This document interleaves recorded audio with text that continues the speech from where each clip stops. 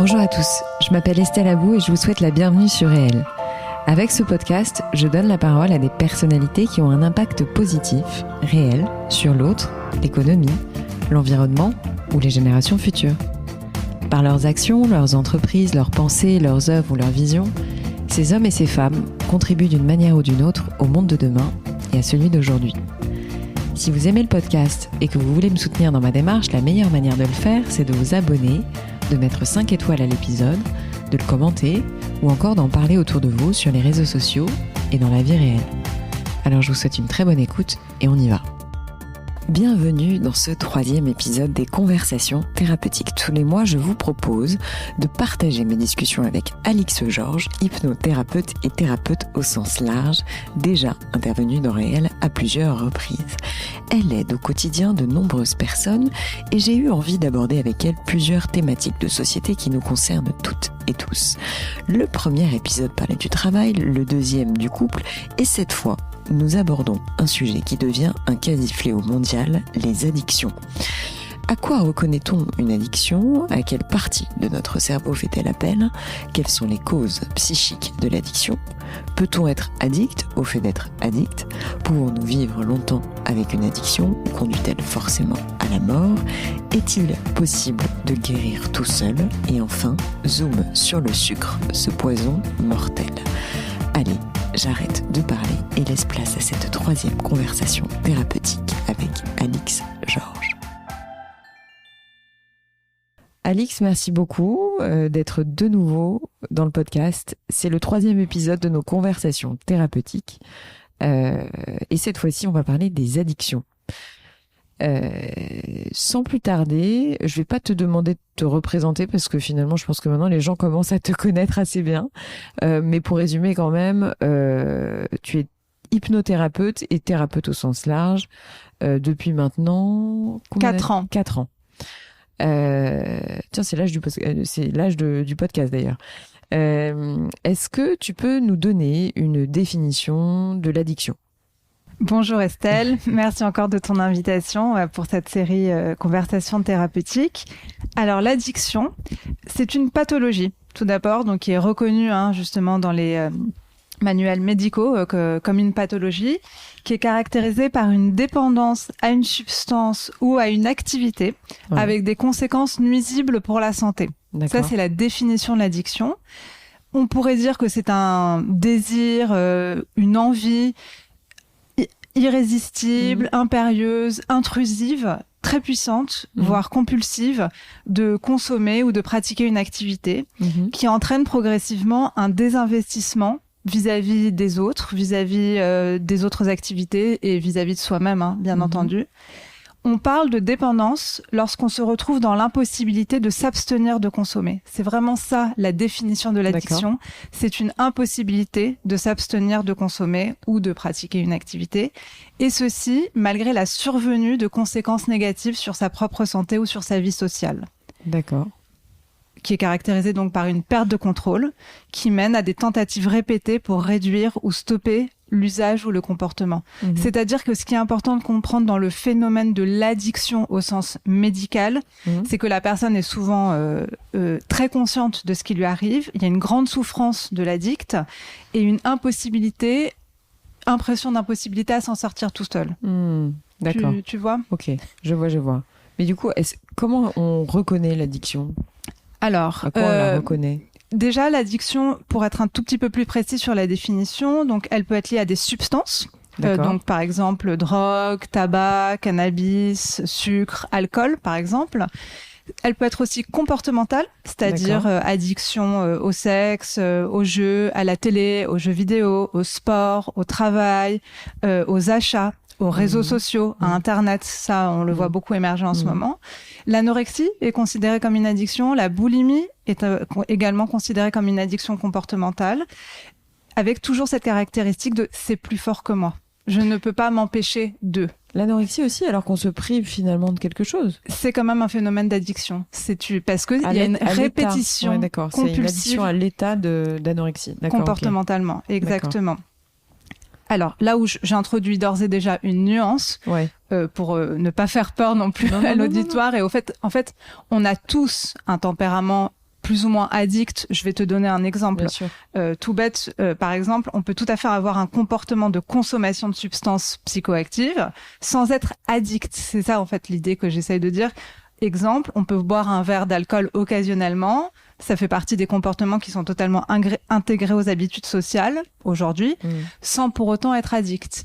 En fait, il y a des nuances dans l'addiction. On peut aussi boire 3-4 verres, 5 verres, un tout petit peu hors limite, sans pour autant être addict. L'addiction au sens médical, c'est vraiment quelque chose de pathologique. D'ailleurs, c'est pour ça qu'il y a des addictologues qui répondent justement à ça. Mais on peut tous avoir des petites aspects de nous-mêmes un petit peu addicts, mais je pense qu'on va en parler, qui peuvent se caractériser, je sais pas, dépendance affective, petite addiction aux réseaux sociaux, des petites choses comme ça. On peut tous se reconnaître là-dedans. Oui, forcément. Et du coup, à quelle partie du cerveau l'addiction fait-elle appel ? En fait, quelles sont les causes cérébrales ? Je sais que c'est pas forcément facile de résumer. Alors, à mon avis, il y a des gens qui ont écrit des tonnes de livres et prosé énormément sur le sujet, mais voilà, le but étant de vulgariser quand même un minimum. Voilà. T'as raison de poser la question. Donc effectivement, l'addiction repose sur un phénomène cérébral. C'est d'ailleurs pour ça que justement on peut même la traiter médicalement, et qu'il y a des médecins, je te dis, addictologues qui sont en charge de ça. En fait, elle démarre essentiellement par le plaisir qui est généré par la substance ou l'activité pratiquée. Toujours une sensation agréable au départ, qui est due à des modifications électrochimiques au niveau du cerveau. Et en fait, ce qui se passe, c'est qu'il y a une libération quand on consomme la substance souhaitée ou quand on pratique l'activité. Il y a une libération de dopamine et de sérotonine ainsi que d'autres voies de neurotransmission qui sont perturbées. Donc ça, c'est le phénomène neurobiologique de départ. Simplement pour expliquer, en fait, sur ce système qui s'appelle le circuit de la récompense, la dopamine, en réalité, c'est donc l'hormone qui est supposée nous fournir la motivation nécessaire pour réaliser des comportements qui sont adaptés à notre survie et qui est supposée renforcer et conditionner ces comportements par l'intermédiaire de sensations de plaisir. Donc, au bout d'un moment, ce qui se passe, c'est que la production naturelle de dopamine par l'organisme est diminuée quand on consomme trop une substance addictogène ou quand on pratique trop une pratique addictogène. Donc, cette production naturelle de dopamine est diminuée et le plaisir n'est plus obtenu. Donc, il n'est obtenu que par un apport de plus en plus fort de la substance extérieure. Tu vois le mécanisme. Bien. Et ce sont ces perturbations des réseaux cérébraux qui finissent par avoir des effets négatifs. Et c'est pour ça qu'au bout d'un moment, les addicts deviennent anxieux, irritables, et ça les pousse à eux-mêmes tout le temps rechercher le fameux premier plaisir généré, puisqu'on entend souvent ça, le premier shoot, etc. C'est cette espèce de premier souvenir que le cerveau a enregistré. Et c'est ce qui fait qu'ils vont consommer de plus en plus pour se sentir soulagés. C'est horrible. Ah oui, c'est terrible. Donc, tout ça, juste pour bien résumer, l'addiction repose sur une partie donc spécifique du cerveau où on reçoit des messages qui nous renseignent sur un niveau de satisfaction. Ça s'appelle le circuit de la récompense. D'accord. Circuit de la récompense. Oui. Et on le sent bien, je pense qu'on l'a pas forcément tous vécu, mais c'est quelque chose, le craving. T'as déjà entendu parler de cette notion. C'est cette espèce d'envie irrésistible. J'en meurs d'envie, ou un truc où t'en peux plus pour un truc. C'est ça, c'est cette compulsion, c'est vraiment très pulsionnel de consommer, alors que c'est ressenti intérieurement comme inapproprié. C'est ça, en fait, ce qu'il y a de spécifique à l'addiction. On peut vouloir consommer quelque chose d'agréable, et tant mieux, c'est-à-dire qu'il n'est pas du tout question de supprimer tout plaisir, bien évidemment, mais c'est ce décalage avec le fait que c'est ressenti comme inapproprié. Par exemple, dans l'addiction au sport, faire du sport matin, midi et soir, c'est inapproprié, sauf pour un sportif, mais... Et la personne ne parvient pas à faire disparaître ou à atténuer. Ou même aller fumer dans les toilettes d'un avion. Oui, c'est inapproprié. C'est là où on peut, justement, tu me posais la question tout à l'heure, cibler quand vraiment on peut parler d'addiction. D'accord. L'envie est complètement incontrôlée.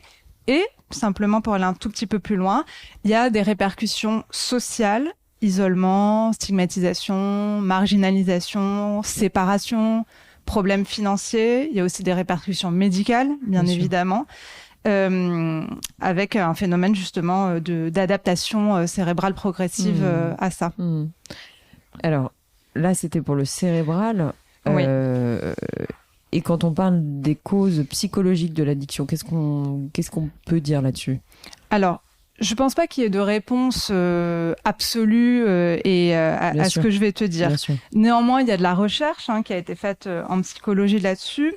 Ce que je peux te dire, c'est que de ce qui a été remarqué justement en recherche, on a tous conscience, quand on consomme trop quelque chose, qu'on va combler quelque chose. C'est une intuition, on l'a tous, on l'entend souvent ça dans le langage commun. Ce qui a été remarqué justement dans les recherches, c'est que en fait, l'addiction va souvent commencer quand il y a un aléa de la vie, qui est appelé un trauma secondaire, qui va venir nous menacer et mettre en péril nos mécanismes de défense. Et paradoxalement, donc l'addiction va venir pour combler une défense quand on se sent menacé par un trauma, par un événement extérieur trop dur, etc. C'est pas forcément un trauma, ça peut être juste la vie qui est difficile, tu vois. Donc paradoxalement... C'est ressenti comme un trauma en tout cas. Oui, ouais. Oui. Mais paradoxalement, donc l'addiction, elle va venir s'installer très progressivement et insidieusement, la plupart du temps, comme un comportement qui est censé protéger la personne, qui est censé préserver son moi, qui se vit comme en danger. Donc c'est ce fameux truc qu'on a un petit peu tous intuitivement quand on dit « je sens que je comble quelque chose ». Et souvent, ça arrive chez des personnes qui ont du mal à utiliser la parole pour communiquer. C'est comme une espèce de carence dans la représentation de ces souffrances, de ces angoisses. On a tous des choses qu'on ne peut pas dire. Enfin, c'est tout le travail de la thérapie, c'est d'essayer de dire justement.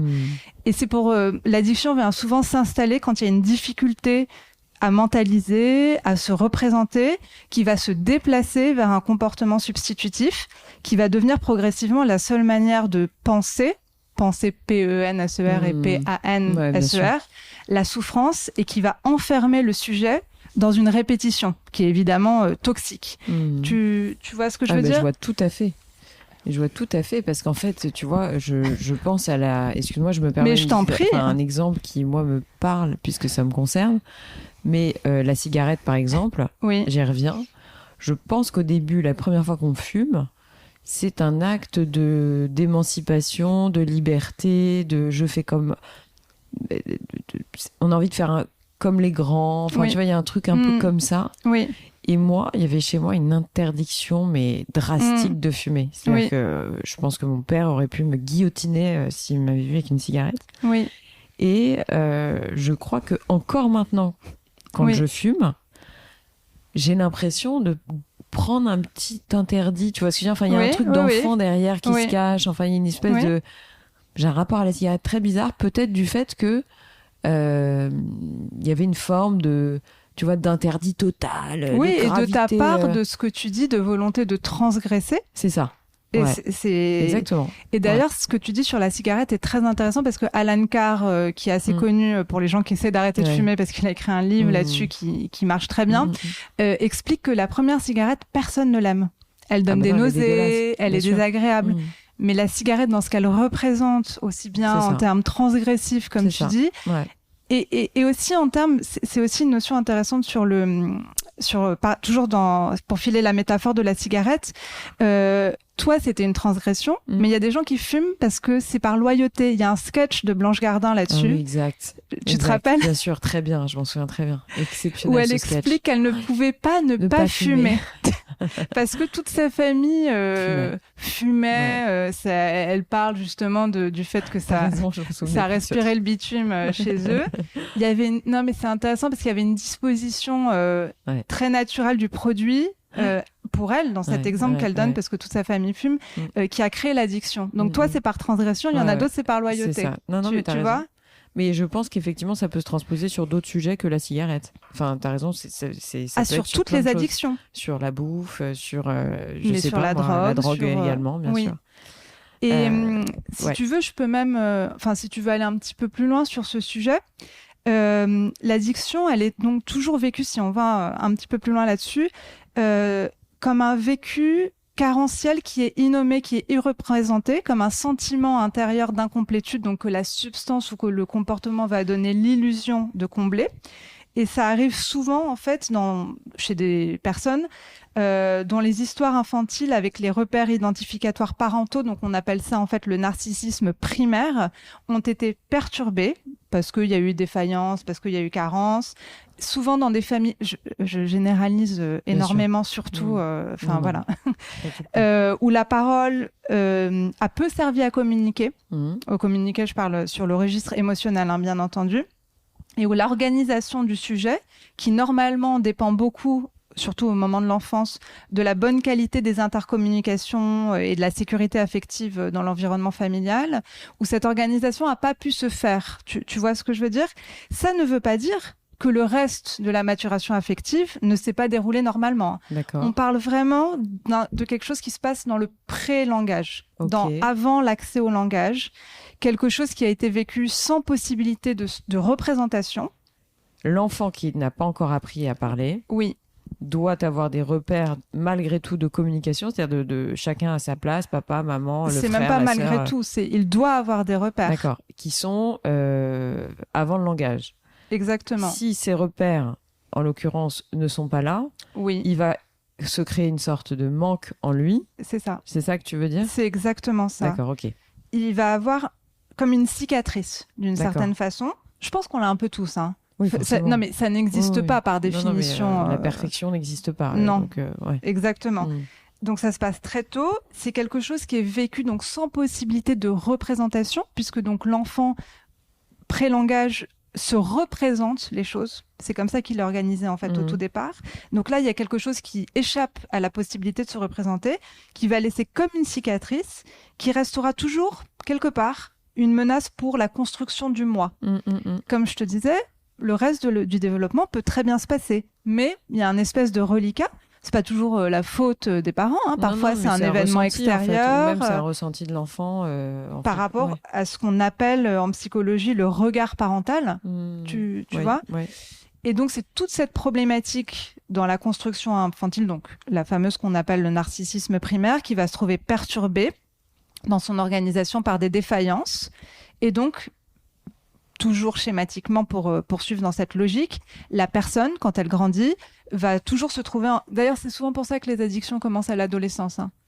Mais est-ce que tu es en train de me dire que, par exemple, un enfant dont les parents ne s'occupent pas peut développer plus facilement une addiction ?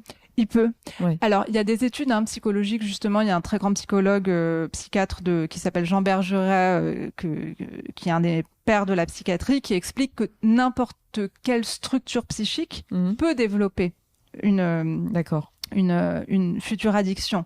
C'est-à-dire que n'importe quel mode d'organisation peut développer ça. Mais ça va dépendre de la carence qu'il y a eu au départ. Tu vois ce que je veux dire ? Ok. Et en fait, ce qui se passe, donc... la façon dont on est organisé, on va toujours chercher normalement, mais ça c'est nous tous tout le temps, un système d'étayage dans nos vies, une réassurance narcissique, parce que surtout quand celle-ci fait défaut à l'intérieur.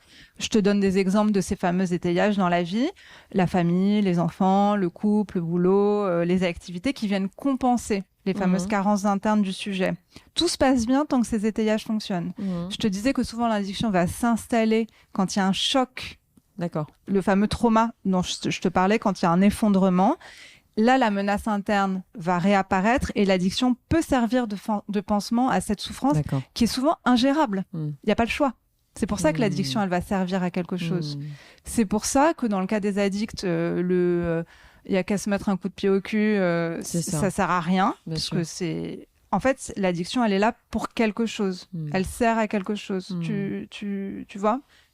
Oui, quelque chose qu'il faut résoudre. Enfin, ce sujet qu'il faut attaquer c'est pas on peut pas résoudre le problème en traitant les conséquences. Non. Voilà. Elle sert, en fait, elle a comme pour fonction de préserver la survie psychique du sujet. Oui, donc il en a besoin, en fait. Oui, évidemment, de façon illusoire. Oui, bien parce sûr. Que ça lui fait du mal. Oui. Mais c'est très important de savoir ça avant de se précipiter sur l'objet d'addiction qui serait le mal absolu à éradiquer. Il faut d'abord penser le lien avant d'envisager la séparation avec cet objet d'addiction, car elle donne l'illusion d'une complétude. Ouais. Tu vois ? Ouais, très bien. Je vois très bien. Est-ce qu'on n'a pas en chacun de nous un petit peu une capacité d'addiction ? Bah si, forcément. Forcément. Bah oui, forcément. d'autant qu'il faut pas blâmer. Enfin, ce que je veux dire, c'est qu'on peut pas. Je reviens sur ce que j'ai dit. On connaît tous la difficulté à être parent, tu vois ce que je veux dire. Donc, je voulais absolument pas porter de jugement de valeur ou quoi que ce soit, tu vois, parce que finalement. On ne peut pas maîtriser certaines choses qui se passent dans le cerveau de quelqu'un, quoi. Enfin, on ne ton doit enfant, pas même. Voilà. C'est au-delà de. On ne doit pas maîtriser ce qui se passe même dans le développement de l'enfant. Tu vois ? Oui, mais en fait, si tu veux, je me mets toujours, je me dis, mon Dieu, comment je vais faire pour préserver mon enfant d'une addiction ? Tu vois, si ça se trouve, je me suis plantée sur un truc et il va développer une addiction. Bon, voilà, tu vois, on peut tous se poser ces questions-là. Est-ce que mon comportement est le bon ? Est-ce qu'il est pas, tu vois, enfin. Tous les parents se posent cette question. On est obligé, tu vois, et c'est très dur de te dire que tu n'as pas de prise là-dessus, tu vois ce que je veux dire ? C'est terrible d'ailleurs. Donc tu peux te dire, bah oui, t'évites ça, t'évites ci, t'évites ça, et puis finalement, t'es pas à l'abri qu'à un moment, il en développe une. Donc c'est un peu ça l'idée, quoi. Mais tu n'es pas toute puissante non plus. Non, et mais c'est surtout bien. pas. Oui. Non, mais quand je dis la surpuissance, enfin, on parlait du sucre, enfin, avant de commencer, mais on va y revenir, mais je le sais très bien, c'est plus simple d'avoir la paix entre guillemets quand on file un iPhone ou quand on file un iPad entre les mains de son enfant, quand on est à table, qu'il a 3-4 ans ou 4-5 ans. C'est plus simple aussi de lui filer un bonbon pour qu'il ait ce qu'il veut. Ce que je veux dire, c'est que c'est naturel, tu vois, de le faire en tant que parent. C'est totalement naturel et compréhensible. Tous les enfants vont pas finir par être addicts au smartphone ou au sucre. Complètement d'accord. Et puis parfois, il y en a qui vont le devenir, même s'ils n'ont pas mangé du sucre depuis l'âge de 3 ans, quoi. Enfin, complètement en gros, c'est d'accord. ça qu'on peut dire. Oui. Okay.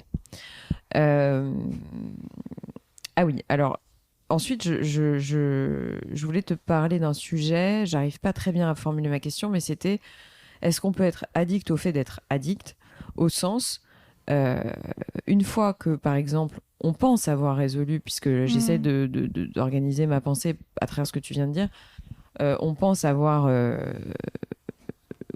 cloué le bec, enfin je sais pas, en avoir fini avec une addiction, typiquement je prends un exemple, à l'alcool, et puis après ça va se déverser sur la cigarette ou l'inverse. On pense avoir fini l'addiction pétard, et puis on en vient à la cigarette, etc. Donc tant qu'en fait on n'a pas résolu le problème de l'addiction de fond, finalement, est-ce que c'est naturel de reporter une addiction en permanence ? Alors oui, ce que tu appelles, c'est du transfert de symptômes en fait. On passe effectivement du cannabis à l'alcool, au chocolat, au travail, au sexe. Enfin, on connaît en fait ces mécanismes. Parfois, en fait, on peut jamais sortir du fait qu'on a un tempérament addict, entre guillemets, parce que la carence est trop forte. Et tu disais le mot résoudre. Peut-être qu'on peut jamais le résoudre. Tu vois ? Ah ouais. Je veux pas être pessimiste du tout parce que c'est pas grave. On peut vivre avec. Ouais, on va y revenir après. On va y revenir justement avec toute la question des substituts. Et on peut sublimer en fait. Substituer, ça peut être sublimé. C'est pas forcément substituer pour un autre produit toxique. Ça peut être sublimé d'une autre façon. Par exemple hyper qui peut parler à tout le monde de ça, les artistes. Très souvent, les artistes, il y a eu une série Netflix, pas avec une artiste, mais avec une joueuse d'échecs qui s'appelle Le Jeu de la Dame. Je sais pas si je l'ai pas tu vu, l'as mais vu. Tout le monde en a parlé. Elle a bien cartonné, qui parle un petit peu de cette notion. Donc l'héroïne développe très très tôt dans sa vie une addiction à des médicaments parce que justement elle se retrouve dans un orphelinat qui lui donne des médicaments auxquels, des types benzodiazépines auxquels elle se retrouve tout de suite très addicte.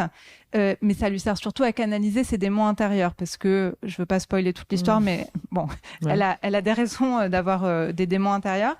Et en fait, paradoxalement, donc cette substance lui donne accès à une forme de génie, le génie des échecs. Toute l'histoire, que je vais pas spoiler, mais va être, est-ce qu'elle va s'en libérer de cette addiction qui lui donne aussi finalement une forme de génie, mais qui lui fait évidemment atrocement souffrir et qui l'a fait s'effondrer à d'autres moments. Est-ce qu'elle va réussir à s'en libérer, mais pour le sublimer dans le jeu des échecs, par exemple. C'est un peu pareil pour les artistes, tu vois ? Oui, alors je vois, mais les exemples en question font pas envie. C'est-à-dire que ceux qui produisent à travers l'addiction, comment dire, je sais pas, je prends Gainsbourg, tu vois. Est-ce qu'il aurait été Gainsbourg sans tout ce qu'il a pris ? tu vois. On peut aussi se poser la question dans le sens inverse. C'est est-ce qu'il a pris tout ce qu'il a pris parce que justement, il avait sa carence au départ et que sa carence lui a aussi permis de devenir un grand artiste. Ouais. On ne sait pas l'œuf ou la poule dans cette affaire. Oui, mais... Ouais, t'as raison. J'avais pas vu ça comme ça. Mais ça, pour répondre, c'est pas forcément optimiste ce que je dis. Par exemple, pour dire, tu disais, est-ce qu'on peut guérir les alcooliques, le grand principe des alcooliques anonymes, c'est de plus reprendre une goutte dans sa vie, même un tiramisu. Donc ça prouve bien qu'en fait, on peut ne jamais guérir, entre guillemets, mais on peut guérir autrement. D'accord. Justement, les alcooliques anonymes, enfin, si tu veux, on peut en parler. Ouais. Parce que ça explique cette histoire de sublimation, de substitut, dans un ailleurs qui n'est pas l'ailleurs du produit, mais qui est un ailleurs qui va compenser cette fameuse carence. Oui, tu veux dire dans l'organisation de la psyché. D'accord. Non, mais je veux dire dans l'organisation des alcooliques anonymes. C'est ça qui compense l'alcool ? Alors, les alcooliques anonymes reposent, toute la philosophie des alcooliques anonymes repose sur le substitut de l'objet. En fait, c'est une association de personnes qui va jouer un rôle de support identificatoire remplaçant l'objet bouteille par l'objet groupe. Voilà, c'est ça. Ouais. C'est un substitut. Tout comme, par exemple, beaucoup de drogués doivent faire appel à des substituts médicamentaux type méthadone. Ils ne peuvent pas vivre autrement. C'est pas un jugement de valeur, c'est comme ça, tu vois. Et les alcooliques anonymes, donc toute cette communauté repose sur un sentiment d'appartenance. C'est vraiment le principe numéro 1 des alcooliques anonymes, où il y a un transfert, tu parlais de transfert de tout à l'heure, de l'objet bouteille vers l'objet groupe, avec des mécanismes d'action qui sont vertueux, qui reposent sur le support extérieur, sur donc la substitution de dépendance, sur des nouvelles relations sociales qui sont basées sur le soin, et sur la spiritualité. Parce que quand on lit les alcooliques anonymes, c'est basé sur beaucoup de spiritualité. Je savais pas, j'ai regardé ça. Oui, c'est très lié à la spiritualité, qui est un substitut très intéressant. Et on voit que ça repose sur un lien social. Tu vois ? Et il y a eu une expérience que je trouve hyper intéressante, pareil sur cette affaire de substitut avec des rats. Oui. Ok. Oui. C'est là où on voit qu'on est quand même des êtres très biologiques, hein, nous aussi. Ils ont essayé de mettre un rat tout seul dans une cage avec un biberon d'eau et un autre biberon de cocaïne. Le rat va toujours choisir le biberon où il y a de la drogue. Et il va finir par en mourir. Ils ont mis ensuite les deux mêmes biberons dans une cage où il y avait plein de rats. Donc la première, c'est un rat tout seul. Deuxième expérience, pareil, les mêmes biberons mais avec plein de rats. Il n'y a aucun rat qui va abuser du biberon toxique. Ils vont essayer, mais ils vont pas en abuser. Et aucun rat ne va mourir. C'est un truc de fou. La force hallucinante du lien social et du groupe. Ouais. Elle est belle, enfin, je suis désolée pour le rat qui est mort, mais c'est quand même fou cette histoire. Ouais. Incroyable. J'avais une autre, bien entendu, autre question. Est-ce qu'on peut vivre... Bon, tu m'as un petit peu répondu, mais est-ce qu'on peut vivre longtemps avec une addiction ou est-ce qu'elle conduit forcément à la mort ? Alors, les deux, mon général. Oui, c'est ça, ouais. Oui, bien sûr qu'on peut vivre. Il y a des gens, c'est des forces de la nature, ils peuvent abuser 3 paquets par jour ou sinon qui boivent. Les Rolling Stones en sont un exemple incroyable. Mais ta question comporte une sous-question qui est hyper intéressante, c'est que dans l'addiction, il y a toujours une pulsion de mort. Voilà. Alors c'est ça. C'était ça. Enfin, alors c'était pas dans cette question que j'ai pas pensé à ça en te posant cette question, mais j'y pensais en préparant l'interview. C'est, je pense malgré tout qu'il y a un sujet de quête d'intensité, tu vois, on a un peu l'impression, comment dire, que les personnes qui ont développé une addiction recherchent une intensité, recherchent une forme de mise en danger. Oui. Alors, attention, ils ne recherchent pas volontairement. Enfin, voilà, encore une fois, je mets plein de pincettes dans ce que je dis, mais on a un peu le sentiment que c'est c'est un désir, si tu veux, d'aller toucher le fond, quoi. Tu vois, enfin, il y a un truc assez suicidaire. finalement. Oui, c'est Freud qui a démontré que pulsion de vie et pulsion de mort sont intrinsèquement liés. Le héros c'est Thanatos. On peut pas vraiment les dissocier. Il y a des moments où il y en a plus ou moins l'un ou l'autre qui va s'exprimer. Mais oui, effectivement, dans les gens addicts, il y a un côté jouer avec le feu. Oui, bien sûr. Oui, mais on peut vivre comme ça aussi. Ouais. Non, mais l'exemple de Rolling Stone est un très très bon exemple. Après, c'était donc guérir d'une addiction. Bien entendu, on peut guérir d'une addiction. Oui, les addictologues servent à ça, par exemple. Et je crois qu'il y a même des addictologues spécialisés dans certains types d'addictions. Oui. Et est-ce qu'on peut s'auto-guérir d'une addiction ? On peut tout à fait. C'est-à-dire ne pas solliciter de groupe, ni de psy, ni d'addictologue, ni qui que ce soit. On peut. C'est parfois, en fait, il n'y a pas d'exemple, c'est-à-dire qu'il y a des gens, j'en ai rencontré, puisqu'en hypnose aussi, on soigne les sujets d'addiction, pas les sujets d'addiction trop fortes, notamment à la drogue, parce que c'est trop fort. Quoique, je pense qu'on pourrait, mais c'est assez particulier. Mais en fait, ça existe dans l'âme humaine, le fait de tout d'un coup avoir un sursaut, de voir ce qui nous arrive et de se dire je ne veux plus de ça pour moi et du coup de transférer, comme je te disais tout à l'heure, on transfère toujours de toute façon, de transférer vers quelque chose de plus sublimé, de plus désirant pour sa propre vie, sans être dans un mécanisme de répétition mortifère. Et alors après, avant de se quitter, puisque on va se quitter dans pas longtemps, je voulais qu'on fasse un zoom sur le sucre, sur l'addiction au sucre. J'ai moi-même été confrontée au sujet quand j'étais plus jeune, parce que je vivais avec quelqu'un qui a développé une addiction malgré lui, qui est devenu diabétique. Et en l'occurrence, je me souviens des termes de son médecin, qui m'a clairement fait comprendre qu'on peut se fabriquer son diabète. C'est-à-dire qu'en fait, à force de trop plein de sucre, le corps devient diabétique. On devient diabétique. Donc moi, le sucre, c'est ma hantise. Et j'ai supprimé le sucre de mon alimentation, etc. Vis-à-vis de mon enfant, j'ai super peur de lui filer du sucre, du mauvais sucre, etc. Et je sais que l'addiction au sucre est un peu... alors, je veux pas avoir des thèses complotistes, mais...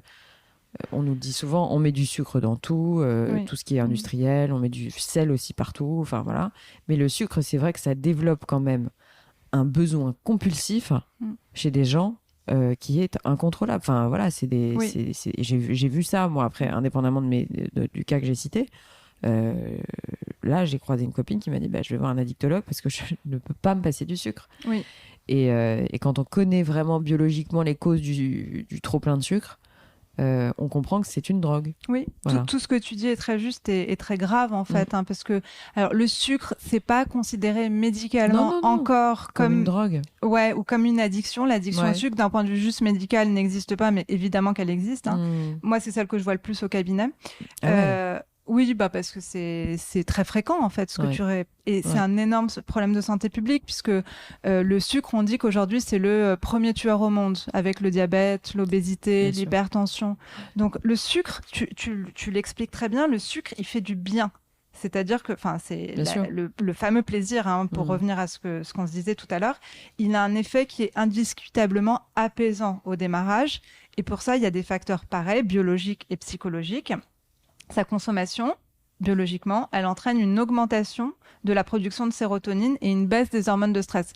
On l'a tous vécu, les carrés de chocolat qui apaisent. C'est le petit bonbon. Dans le chocolat noir, même 80%, je crois qu'il y a vraiment du magnésium, donc ça a une fonction quand même. Le chocolat noir, 80%, c'est très bon pour la santé. Il n'y a pas trop de sucre dedans, donc c'est bon.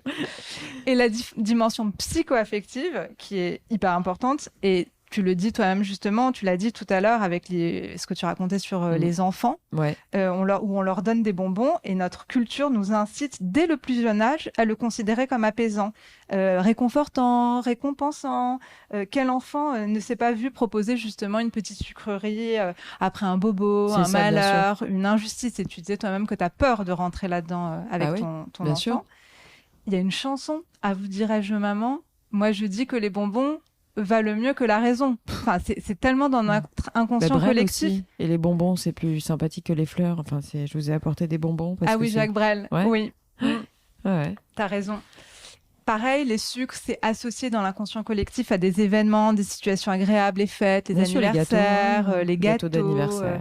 Comment ? Les gâteaux d'anniversaire. On voit le succès hallucinant des pâtisseries aujourd'hui, des émissions de pâtisserie. Mais c'est un lien affectif, en fait. Je vois bien, il y a dans certaines cultures, le fait de faire des douceurs, tu vois, la douceur du sucre, etc.